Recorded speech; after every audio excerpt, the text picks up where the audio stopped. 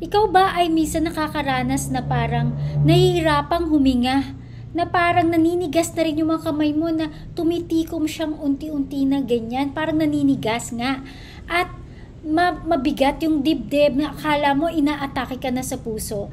At minsan ay nangingimay pa ang mga kalamnan. Ito ay minsan nadadala pa sa emergency room na akala ay inatake na sa puso o hinimatay. So, itong sakit na ito ay maaring ikaw ay nakaka-experience ng hyperventilation syndrome. Kailan nga ba nagkakaroon nito? Ito ay tuwing ikaw ay nagagalit o kaya ay sobra yung emotions mo.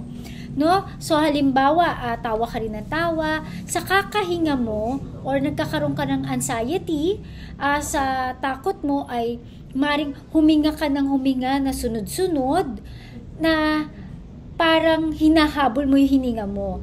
Then nangyayari is dumadami yung oxygen sa iyong katawan at nagiging kaunti naman ang carbon dioxide.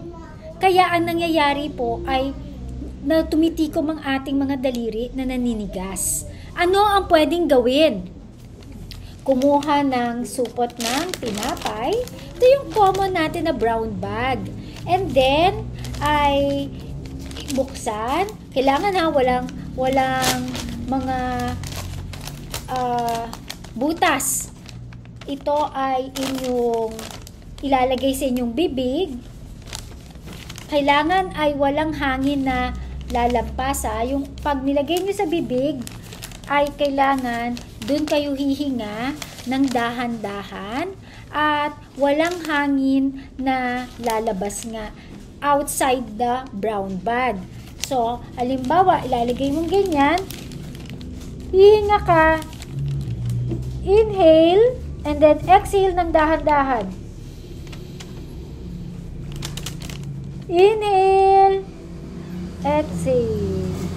Kailangan dahan-dahan kasi kung magiging sunod-sunod rin naman ay maninigas ka pa rin. So, ayan po ang isang tip kapag kayo ay nakakaranas ng hyperventilation syndrome.